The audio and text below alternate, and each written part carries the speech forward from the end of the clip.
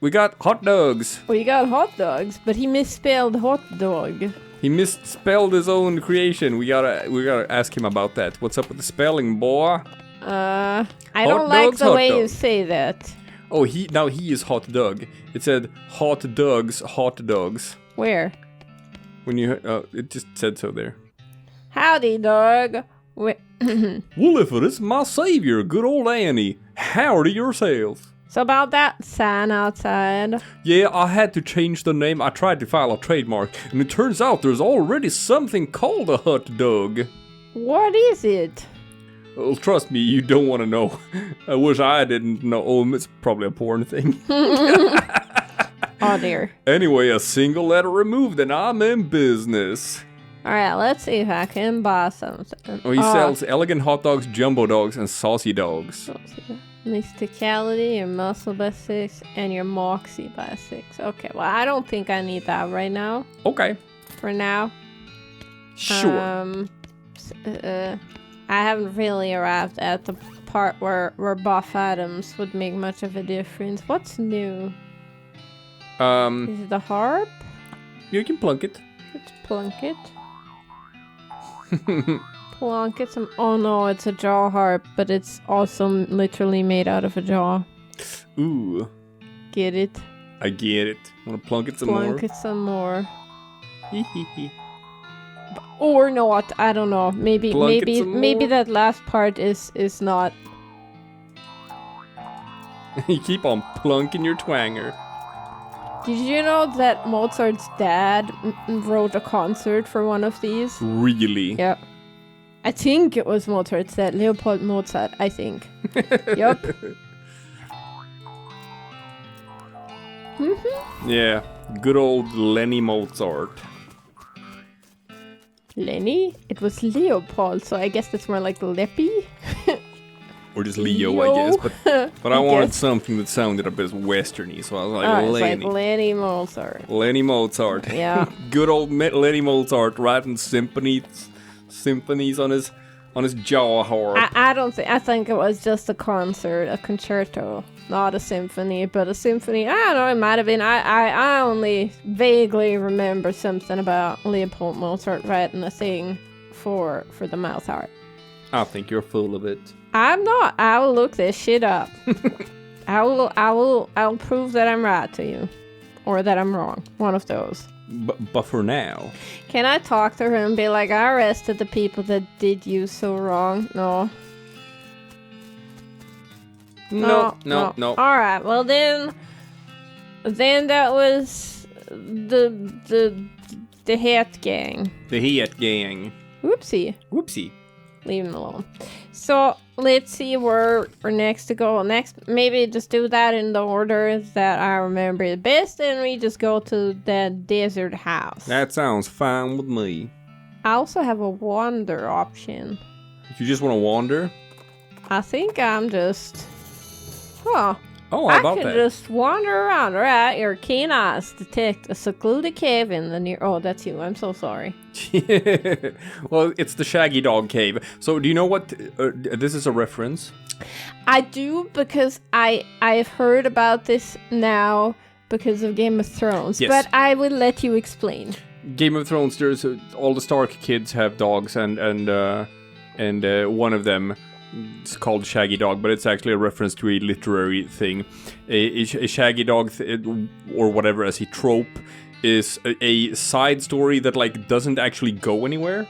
It's not for any point, and it's just not going to be resolved in any meaningful way, which I guess plays into the whole thing about that particular Stark kid. It's kind of foreshadowing that his dog is named Shaggy Dog, because that implies that like his story won't actually go anywhere meaningful. Yeah, and that's exactly what happened. So I assume that's what's gonna happen to us there as well. Probably. There's like nothing there. Oh, but that's weird. Well, you saw it in the near distance. Oh, in the near distance. In the near far distance. Alright, that's a cactus shaped like a beer mug. Oh, it's a beer barrel cactus. Alright. And... I want to check out that cave. Well, I guess there's nothing for it. Alright, Alice came with, so that's neat. Oh, there's a plaque bolted to the cave wall here. I'm gonna read it. A record of the events of the expedition to and into Shaggy Dog Cave, November 1887, as recorded by Jim Plackwright. Oh, that's it. There's... Alright, well then I'm gonna go... It was a record of the expedition, and it's like empty. There's like nothing written on it. There's more. Okay. Having acquired through various and sundry means, a story which is interesting in its own right but better saved for another time, a map purporting to lead to a large cache of jewels and ingots of precious metals hidden by the infamous highwayman and train robber Black Cole Jr. in the years before the cows came home. I, Jim Plackwright, along with 3 compatriots, these being Nathaniel Wyman, Cyrus Howard, and Douglas Watts, set out to find Shaggy Dog Cave and the aforementioned treasure. Oh, this is just gonna go on forever and it's not gonna lead to anything. It's not gonna go anywhere. It's not. I love it. I assume it's great. Our equipment and provisions consisted of 1 cart and a horse to pull it, 4 additional horses to be ridden, 2 shovels, a spade and a mining pack, a large coil of rope, 1 large basket of eggs, as well as an assortment of other trail provisions and cookware. My own collection of blank plaques and engraving tools, 1 large and shaggy dog, and a Buttfor. What's a Buttfor? I don't know. I don't know what the Buttfor is. Alright.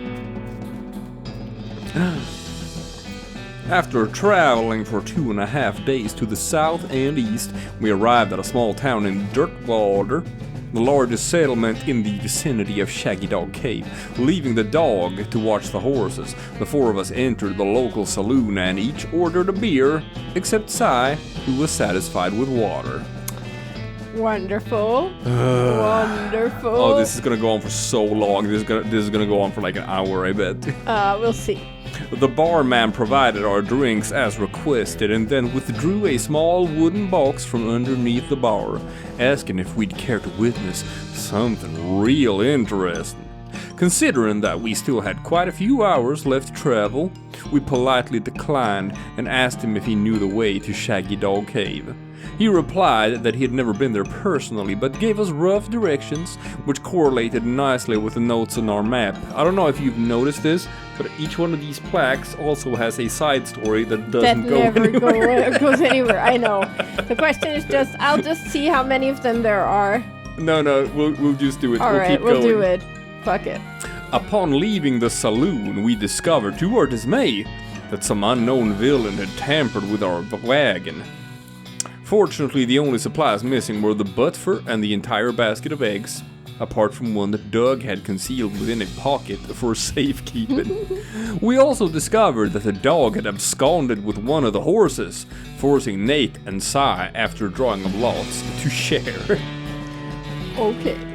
Sure. After acquiring a barrel of fresh water for the trip, as well as a replacement Buttfor, we headed out into the open desert. The sun shone down mercilessly upon us, though we took small solace in the fact that it would have been far more intolerable had we made this expedition during the summer months rather than November.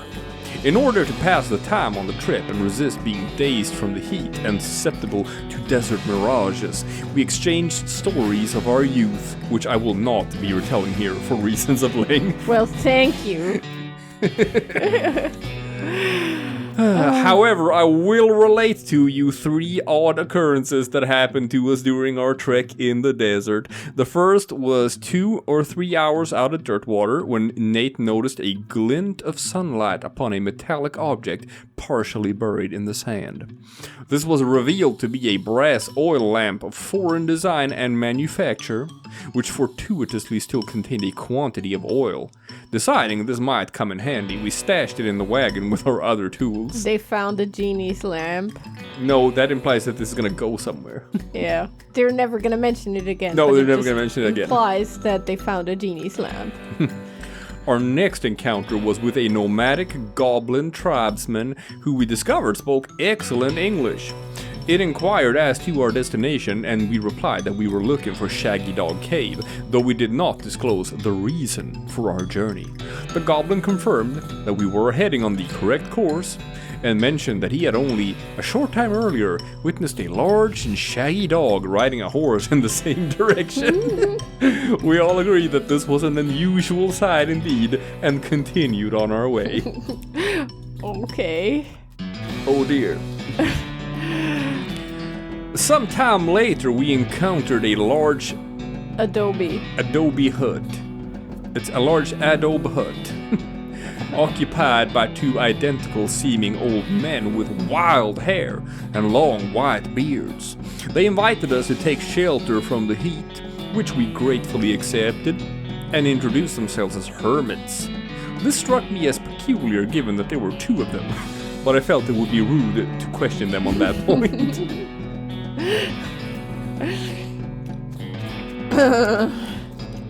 Well, maybe there were different things going on there, but they're like, we're hermits. The world isn't ready for us yet. One of the hermits confirmed that we were near Shaggy Dog Cave, and the other hermit confirmed that what his brother said was true. They also commented that they had seen a large and shaggy dog riding a horse in that direction. We all agreed that this was an unusual sight indeed. The hermits refreshed our water supply in exchange for our Buttfor, and we continued on our way, excited to finally be nearing our goal. I have to find out what a Buttfor is. I have no idea, like none. After 2 more hours, we finally arrived at Shaggy Dog Cave, carefully keeping our excitement in check, lest we become incautious. We unloaded our equipment and supplies from the wagon and took a brief respite, I never know how to pronounce that word. I think it's respite.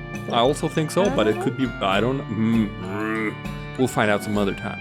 But we took a brief respite in the cool shade of the cave entrance. To celebrate our arrival, Doug unpocketed and shared the egg he had saved from our basket that had been stolen in Dirtwater. Once we were rested, we decided the time had come to explore the cave. Have you been able to figure out what a Buttfor is? I'm not sure. I found memes.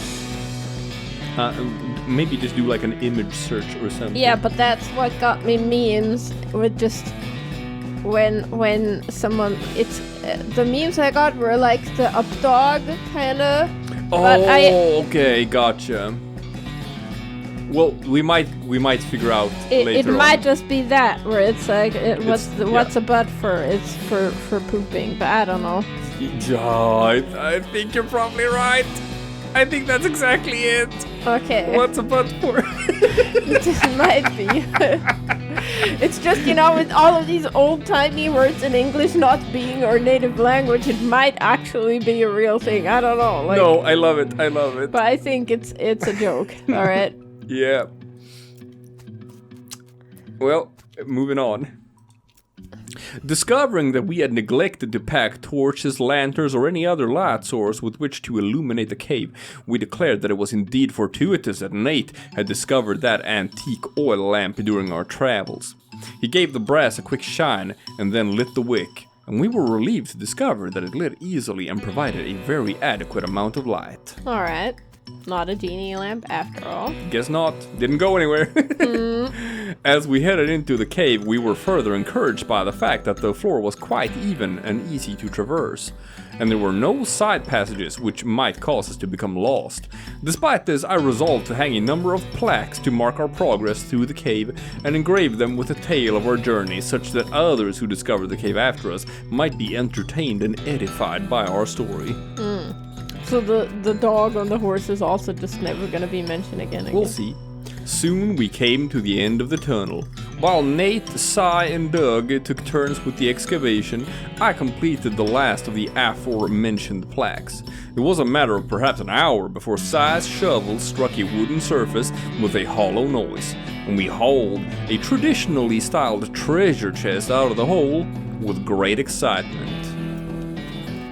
Yep. Final one. The chest was locked with an ancient and rusting iron padlock which broke easily from a single swing of our pickaxe. We opened the lid slowly, and the flickering light of the antique oil lamp shone brilliantly upon jewels of every color and shining ingots of precious metals, just as promised by the legends of Black Coal Jr. Joyous at our triumph, we loaded the chest into our wagon and began the journey home. Thank you for reading, and may your own endeavors be equally successful. Signed, Jim Plackwright. So there's a hole there. Where? You gonna check out the hole? Oh. It's a hole, a completely empty one. Yep. We get nothing. Absolutely nothing. And the shaggy dog was never mentioned again. Yep.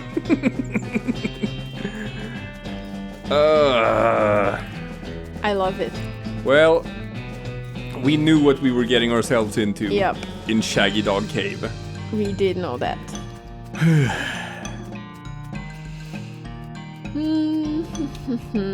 That's a lot of plaques. Yeah, I have to... Oh, wait, can I just, yeah, I think I can just go back. So, let's go to the desert house now. Desert house? Let's go there. Oh. Howdy there, I'm Wandering Sally. Howdy, Sally. I'm Annie. What's your line? Trading. I wander all around these lands just like it says on the label, and I buy a little here and I sell a little there to make my way. Care to see the wares? Sure thing. Okay, we're at Wandering Sally's campout. Want to talk to Wandering Sally? Yeah, sure. Is there anything? I don't know. I can't even talk to her. I can't. She sells apples and soap and carrots and a fungicide bomb. A fungicide bomb. It kills goblins. Goblins. A lot of them at once, but it takes a while. Ooh, and a lock. A lock? Yep. Wanna buy a padlock? That kind of sounds interesting. So yeah, I'ma buy a padlock. Okay. Oh, and some needles. Ooh, I like those. Those are lock picks. And a pickaxe. I think, yeah, I gotta buy me a pickaxe. Oh, that's expensive. That's yeah, but it lets me open things. No, it provides the option to mine. Yeah, sorry, provides the option to mine. Yeah, I like those. Yeah, get those. What's the work boots for? 1 maximum AP and an armor. Is that better than my the boots we have only give 1 maximum AP. I think so too. Does it say so here? Well, no. Yeah, yes. Just 1 maximum AP.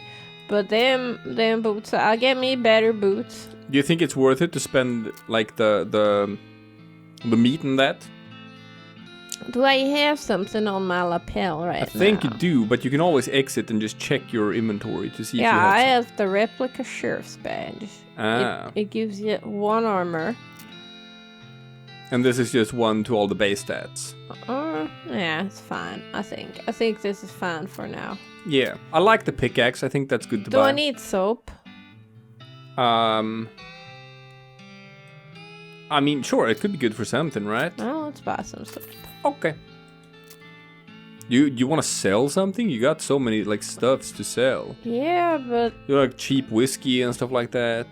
Is that for selling? I mean, I think. Let me just keep it. It's not like sure. I have a limit to my inventory, do I? Doesn't look like it. No. I also wonder. I just saw. I have an old cavalry saber, a varmint skin and knife, breast knuckles, pickaxe, crowbar. No, the knife you're using is the best. Yeah, I just wanted to check. And I got no pants. You got no pants? You should get some pants. If I died, I'd also go to my grave with boots but no pants.